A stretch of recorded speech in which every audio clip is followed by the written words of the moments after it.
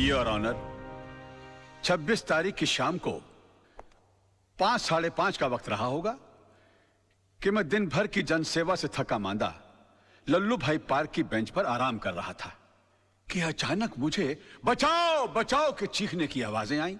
मैंने मुड़कर देखा तो लल्लू भाई पार्क के पीछे वाली सड़क पर एक आदमी बेतहाशा भागा जा रहा था और उसके पीछे ये साहब, बिल्कुल यही साहब, हाथ में टीन का डिब्बा लिए हुए उसी तेजी से उसका पीछा कर रहे थे। सामने भागने वाले आदमी को ठोकर लगी और वो गिर गया। इन्होंने उसे दबोचकर उस पर उस डब्बे से मिट्टी का तेल छिड़ककर जला दिया साहब, बुरी तरह जला दिया। डिफेंस को कुछ कहना है? यस मिलॉर्ड, मैं मिस्टर पांगे को क्रॉस एग्जामिन करने की इजाजत चाहूंगा। Permission granted. Thank you sir. Oh sorry.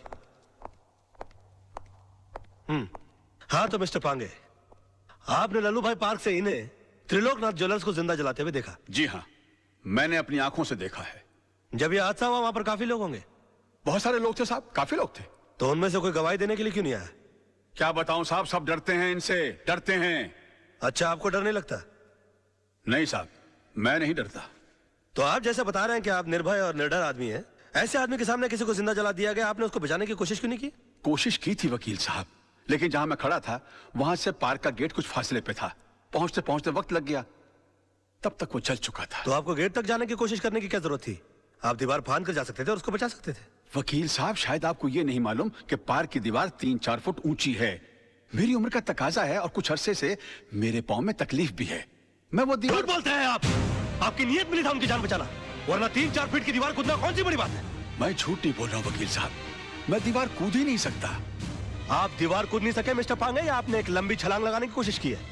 काला के कंधों के ऊपर पैर रखकर आपने अपना पॉलिटिकल उल्लू सीधा करने की कोशिश की है? Objection milord. Let me complete sir. इसलिए आपने इस केस के थ्रू मैक्सिमम माइलेज हासिल करने की कोशिश की?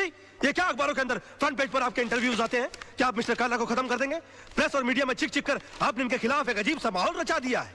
अदालत के फैसले से पहले आपने इस आदमी को जनता की नजरों में मुजरिम करार कर दिया और खुद गवाह होने के बावजूद जज बनकर इनके खिलाफ फैसला सुना दिया। और अदालत को इस तरह से मिसगाइड करने से पहले आपने सोचा कैसे नहीं कि आपका एक मामूली सा झूठ एक जवान आदमी की जान ले सकता है?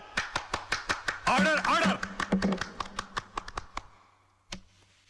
योर ऑनर, कितने शर्म की बात है, कितने दुख की बात है कि एक आदमी को दिन दहाड़े बीच सड़क पर जिंदा जला दिया जाता है। क्यों? क्योंकि उसने गुंडों के सामने झुकने से मना कर दिया, इनकार कर दिया, अपने खून पसीने की कमाई से हिस्सा देने के लिए मना कर दिया। और इतना सीरियस क्राइम करने के बाद भी यह आदमी, यह शख्स कानून से रहम की भीख मांगता है। नो योर ऑनर, ऐसे आदमी पर रहम करने का मतलब है फिर किसी मासूम की जिंदगी को खतरे में डालना। आई थिंक ऐसे क्रिमिनल्स के लिए कानून में सिर्फ एक ही सजा है, फांसी। मिस्टर मल्होत्रा, अब भी आपको कुछ कहना है? Know your lordship, I think मुझे 10 मिनट का ब्रेक चाहिए सर, प्लीज। किस अनाड़ी को केस सौंप दिया खुराना। अगर मेरे भाई को कुछ हो गया ना तो तुझे और तेरे इस वकील को दोनों को गोली मार दूंगा। अरे कुछ नहीं होगा आपके भाई को, अभी केस का फैसला हुआ नहीं है। लड़का इतनी जल्दी हार मानने वाला नहीं है।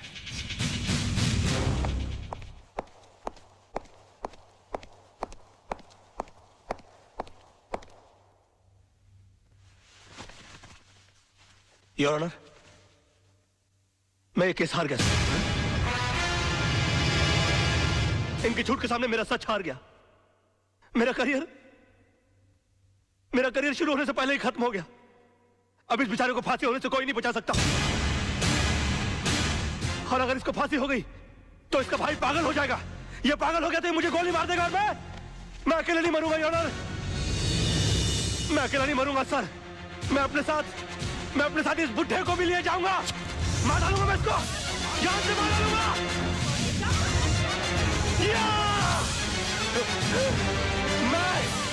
मैं इसको जान से, क्या हुआ? मैं जान से मार डालूंगा सर। रोकिए इसे।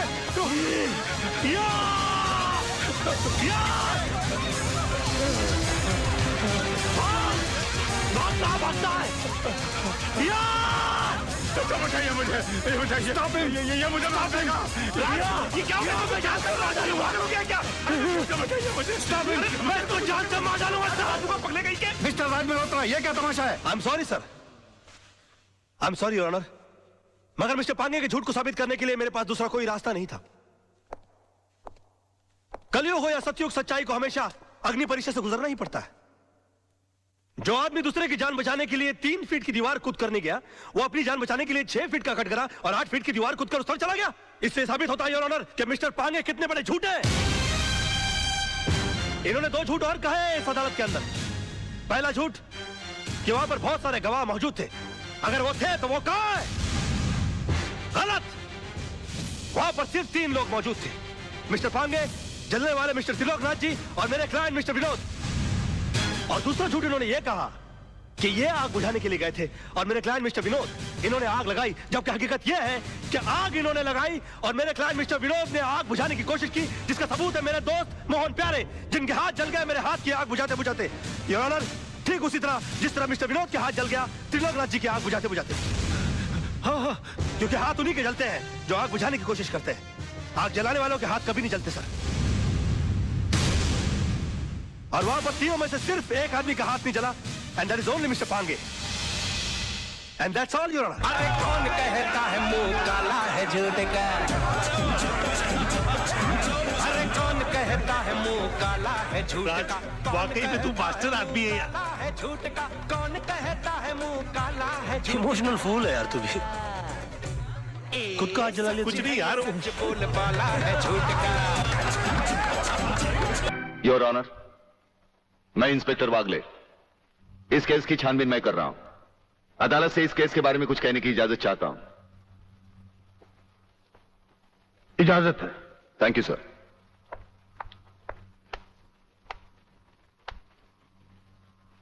योर ऑनर, इंसाफ के इस मंदिर में आपको न्याय करते हुए कई साल हुए होंगे और इन सालों में आपके सामने रेप और मर्डर्स के अनगिनत केसेस भी आए होंगे। क्या उन अनगिनत केसों में आपके सामने कोई ऐसा केस आया है जहां कत्ल और बलात्कार करने वाले ने जिसके ऊपर बलात्कार किया है उसे खुद अस्पताल पहुंचाया हो? ये तो अभी तक सुना नहीं कभी। सही कह रहा है ये कुछ ना कुछ गड़बड़ जरूर है। बहुत बड़ी ऑर्डर, ऑर्डर। इंस्पेक्टर वागले, मुझसे सवाल करने की बजाय आप इस केस में रोशनी डालिए। वही कोशिश कर रहा हूं सर। अदालत सरकारी वकील की जिन दलीलों को मद्देनजर रखते हुए इन लड़कों की जमानत नामंजूर कर रही है, मैं उन्हीं दलीलों के बारे में कुछ कहने की इजाजत चाहूंगा। इजाजत है। सरकारी वकील का कहना यह है कि अनीता चौधरी की लाश के पास संजय चौहान का पर्स मिला। हो सकता है बेहोश राधा टंडेल को उठाते वक्त वो पर्स वहां गिर गया हो। अब इनका कहना यह है कि राधा टंडेल ने इन लड़कों के खिलाफ बयान दिया है। यह भी तो हो सकता है कि वो बयान उसने किसी के दबाव में आकर दिया हो। जिस डॉक्टर ने बलात्कार की रिपोर्ट बनाई वो भी खरीदा गया हो। आपकी इन दलीलों से अदालत अपना फैसला नहीं बदल सकती। यह फैसला आप जबरदस्ती इन पर लाद रहे हो। इंस्पेक्टर वागले, अगर मैं चाहूं तो अदालत की तौहीन के जुर्म में मैं तुम्हें अभी टर्मिनेट कर सकता हूं। कोई परवाह नहीं है मुझे इस बात की। मेरा तो विश्वास उठ गया है इस कानून से। कौन सा कानून, कैसा कानून? यह कानून तो चंद मुजरिमों की रखेल बन बैठा है। इसलिए लोग अदालत का दरवाजा खटखटाने के बजाय गुंडों की चौखट चूमते हैं। Take him out of the court. अगर जिंदगी में किसी से रिश्वत ना ली हो तो ही मुझे हाथ लगाना।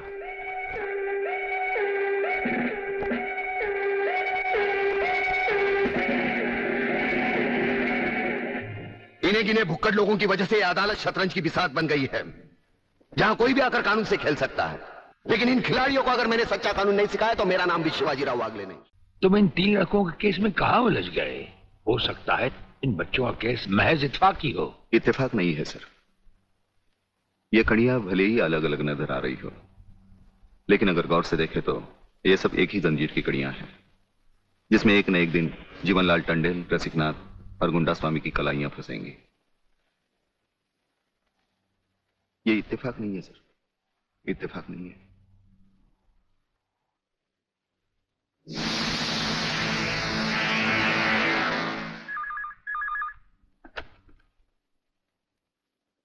हेलो सर, मैं तुम्हारी आवाज अच्छी तरह पहचानता हूं जेलर।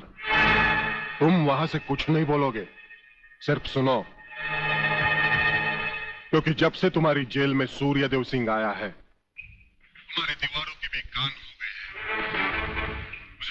उसकी मीटिंग का पता चल चुका है। वो 3 लौंडों के केस की सीढ़ी बनाकर मुझ तक पहुंचे।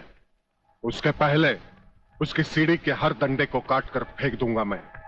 सुनो जी। मुन्ना और उसके खतरनाक खूनी साथियों को आज रात को पुलिस की वर्दी में जेल से बाहर निकाल दो और उनको समझा दो पुलिस स्टेशन जाकर उन तीनों लड़कों का बिल आत्महत्या के नाम पर फाड़ दें।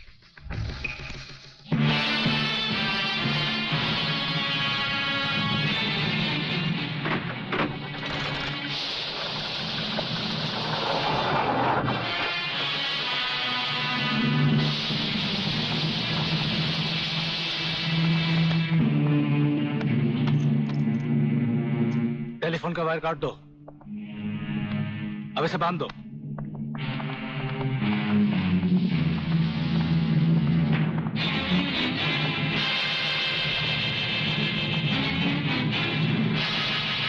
डरो मत, तुम्हारी जमानत हो चुकी है। हम लोग तुम्हें रिहा करने आए हैं।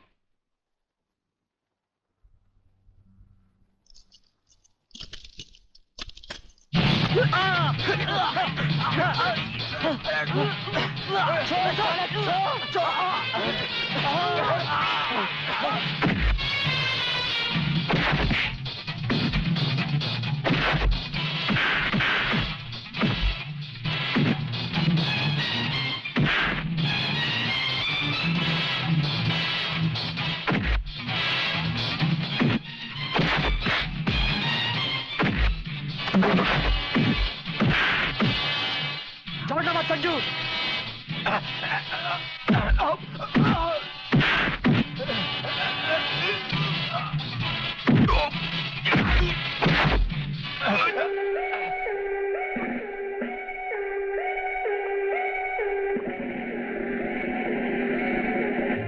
क्या बकते हो? किसने बताया तुम्हें?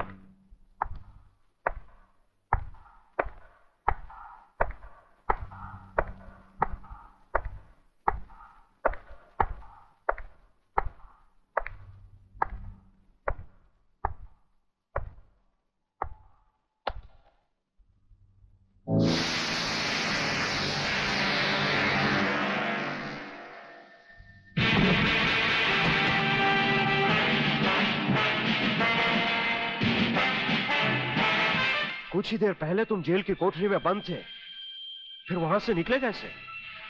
और अपने ये कपड़े पहनकर यहां किसके हुक्म से आए? हम अपने हुक्म के खुद मालिक हैं। हम अपने हुक्म से ही अंदर आए थे और अपने ही हुक्म से बाहर चले जाएंगे। तुमसे अच्छी तरह मिल लेने के बाद। तुम्हें अच्छी तरह मालूम होना चाहिए कि तुम किसके सामने बैठे हो। हमें मालूम है, इसीलिए तो जूते तुम्हारे मुंह के सामने रखे हैं। तुम जैसे गद्दारों से हम नहीं, हमारे जूते ही मुंह लगाते हैं। सूर्यदेव सिंह! ब्रिगेडियर सूर्यदेव सिंह, भूल कैसे गए? हम आज भी ब्रिगेडियर हैं, कल भी ब्रिगेडियर थे। जेल में आना तो एक नाटक था तुम जैसे मुजरिम तक पहुंचने के लिए। और ये रहे तुम्हारे काम के कागज। ये हमारा रिहाई का ऑर्डर और ये है तुम्हारी गिरफ्तारी का वारंट।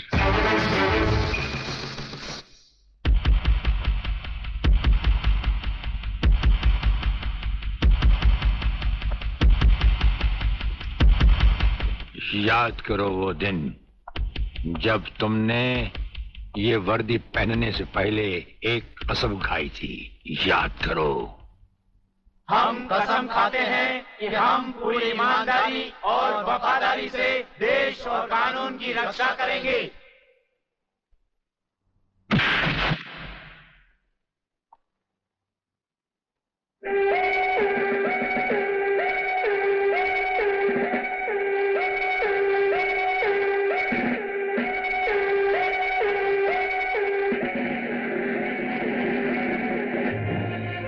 इन नंगों की बारात में ये वर्दी वाला दूल्हा नहीं जाएगा वागले। इसके भी कपड़े उतार डालो।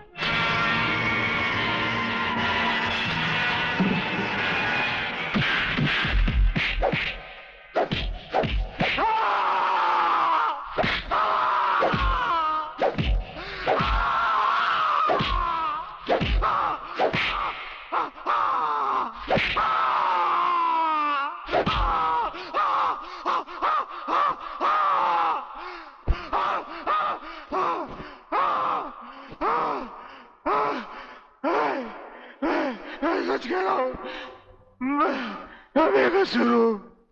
रात के बारे में मैं कुछ नहीं जानता। बेहोश होने से पहले 3 बार, होश में आने के बाद 3 बार तेरा इसी तरह इलाज करता रहूंगा।